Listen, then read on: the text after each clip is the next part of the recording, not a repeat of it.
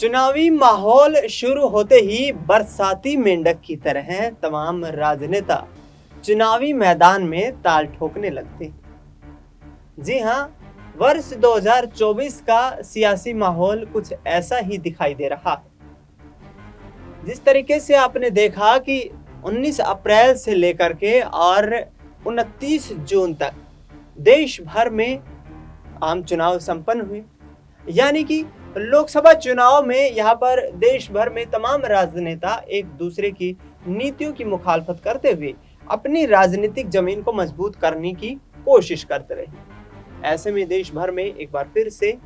NDA की सरकार बन गई है। भारतीय जनता पार्टी सबसे बड़ा राजनीतिक दल बनकर उभर कर सामने आई है। लेकिन अब आगामी वक्त में बड़े राज्यों हरियाणा, महाराष्ट्र और झारखंड जैसे राज्यों में विधानसभा के चुनाव होने वाले हैं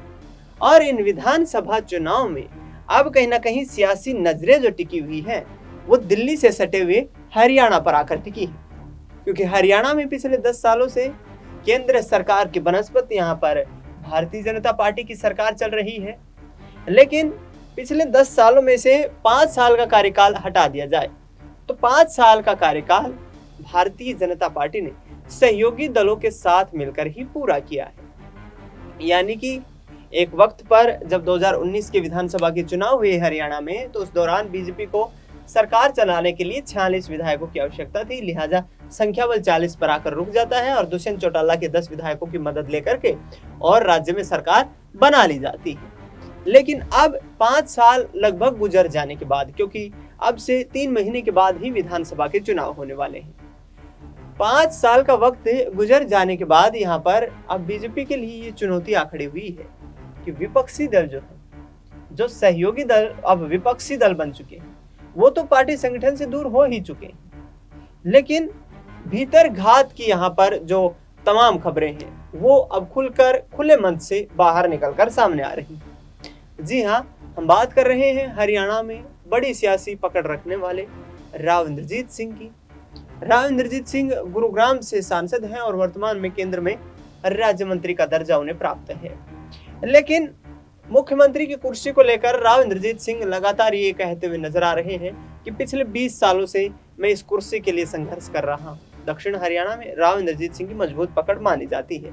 हरियाणा में दीपेंद्र सिंह हुड्डा यहाँ पर हरियाणा मांगे हिसाब नामक अभियान की शुरुआत करके मोदी सरकार और इसके साथ साथ नायब सिंह सैनी की सरकार की नीतियों की खिलाफत करते हुए नजर आ रहे हैं। आपको बता दें कि साफ तौर पर यहाँ दीपेंद्र सिंह हुड्डा का ये कहना है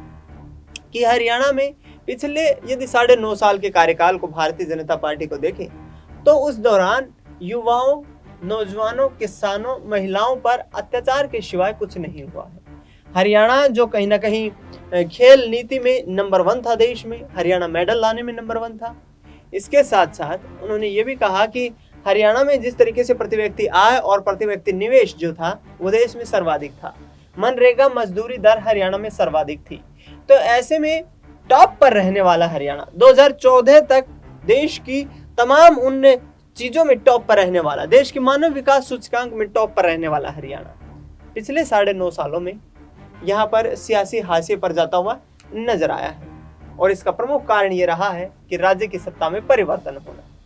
उन्होंने कहा कि पिछले 9.5 सालों से लगातार बेरोजगारी की दर बढ़ रही है, युवाओं के लिए कोई अवसर पैदा नहीं किए गए राज्य सरकार और केंद्र सरकार की द्वारा, लिहाजा इस वक्त देखा जाए तो हरियाणा बेरोजगारी के मामले में देश में प्रथम स्थान पर है। यानी कि साफ तौर पर दीपेंद्र हुड्डा यहाँ पर युवा वोट बैंक को, नौजवानों को रोजगार के मुद्दे पर यहाँ बीजेपी सरकार पर प्रभावी यहाँ हमला करते हुए नजर आ रहे हैं। दूसरी तरफ यदि बात कर ली जाए तो किसानों का बड़ा मुद्दा,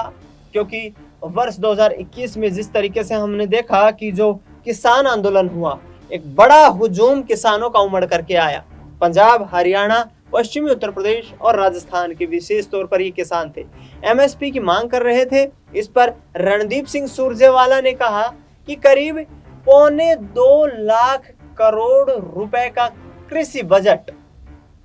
किसानों के लिए खर्च ही नहीं किया गया।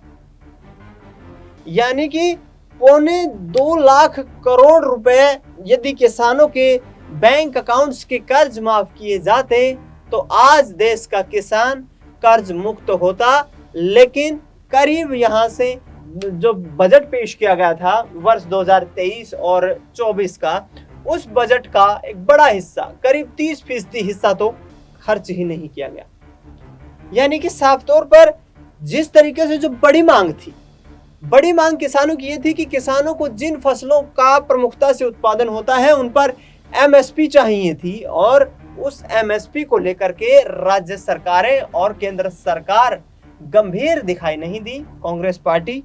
अब एक इसको मजबूत जो है सियासी मुद्दा बनाती हुई नजर आ रही है, और कहीं ना कहीं लोगों के दिलों में जगह बनाने का भी प्रयत्न किया जा रहा है। दूसरी तरफ बात करें तो हरियाणा को कृषि प्रधान राज्य कहा जाता है, और किसान आंदोलन का सबसे अधिक प्रभाव देखने को मिला तो हरियाणा में ही मिला। लिहाजा लोकसभा के चुनाव में 5 सीटों पर भारतीय जनता पार्टी को हार का सामना करना पड़ा, और 5 सीटें जीतने के बाद कांग्रेस पार्टी को अब सत्ता में वापसी का रास्ता दिखाई दे रहा है। लेकिन यहाँ पर पार्टी संगठन में एक तरफ कांग्रेस पार्टी में बगावत के सुर देखने को मिल रहे हैं, तो दूसरी तरफ भारतीय जनता पार्टी के भी तमाम नेता यहाँ पर कहीं ना कहीं बागी रुख अपनाते हुए नजर आ रहे हैं। पूर्व गृह मंत्री यहाँ अनिल विज की बात कर लें, या पूर्व शिक्षा मंत्री रामविलास शर्मा की, पूर्व प्रदेश अध्यक्ष ओम प्रकाश धनखड़ की बात कर लें, या फिर अहिरवाल के दिग्गज नेता राव इंद्रजीत सिंह की, ये तमाम राजनेता ये कहते नजर आ रहे हैं कि संगठन जिस वक्त बहुत कमजोर था, उस दौरान हमने पार्टी के लिए मेहनत की, पार्टी को मजबूत बनाने का काम किया, पार्टी के लिए हमने जो है जमीनी स्तर पर काम किया। लेकिन जब वो कमल का फूल, उसकी जब सुगंध आने लगी, जो हमने खून पसीने से सींचा था, तो उसके बाद उसका जो उसकी सुगंध थी, उसकी महक जो थी, उसका लुत्फ कोई और उठा रहा है। सीधा निशाना नायब सिंह सैनी और मनोहर लाल खट्टर। राव इंद्रजीत सिंह तो यहाँ तक कहते हुए नजर आए कि 45 साल से मैं राजनीति में सक्रिय हूँ। एक बार एमएलए बनने वाले विधायक को आप मुख्यमंत्री बना देते हैं,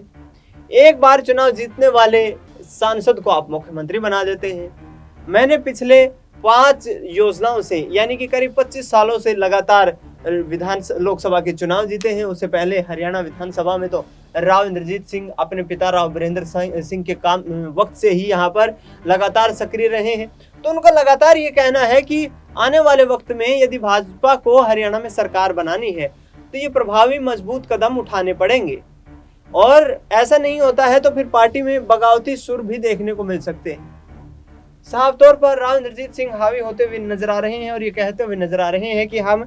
आगामी वक्त में ये मांग जो है हाईकमान तक रखना चाहते हैं, और हाईकमान को इस पूरी जो इलाके की सरदारी है, जो जनता है, उसकी बातों को सोचना, समझना, सुनना चाहिए। दुष्यंत सिंह चौटाला हरियाणा की सरकार के पूर्व डिप्टी सीएम और जननायक जनता पार्टी के दिग्गज नेता हैं। उन्होंने साफ तौर पर कह दिया है कि